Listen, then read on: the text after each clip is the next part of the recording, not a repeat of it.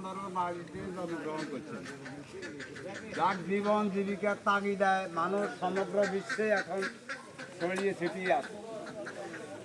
তার মৃত্যু হয়েছে ফেনী শহরে, ফেনী ডিস্ট্রিক্টে। প্রায় বিগত 40 বছর যাবৎ উনি সেখান থেকে কর্ম অবস্থানে থাকলেন।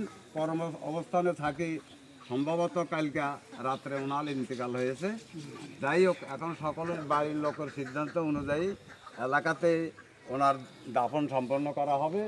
তো আমার জানা মতে, আমি জানি না, যেহেতু উনি এই এলাকাতে ছিলেন না, বসবাস করেন নাই, ডানা ফানা কী আছে আমি বলতে পারবো না। আমার ছেলে আছে, ওনার ভাতিজারা আছে, ভাই আছে। যদিও কেউ ফানা থাকেন তাহলে তাদের সাথে যোগাযোগ করিয়েন। আর জানাজা যেহেতু আমাদের পেশ ইমাম সাহেব মনে হয় যে এখানে উপস্থিত আছেন, উনি পড়াইলে আমার মনে হয় যে ভালো হবে। বলেন। আসসালামু আলাইকুম। আমরা যার জানাজা উপস্থিত হয়েছেন, পরে আমরা চিনি জমিদার হিসাবে। এই উজির আলীর নাম আজকে 40 বছর পরে আমি শুনছি মারা যাবার পরে। এই জমিদার নামটা দিছিল আমার এক চাচা মাস্টার।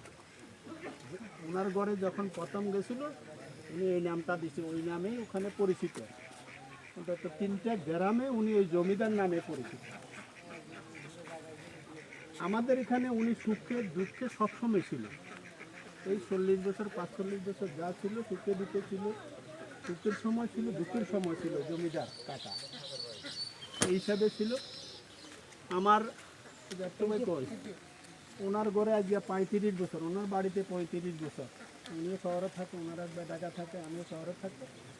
পুরা ঘরটাই ওনাদের থাকে। আর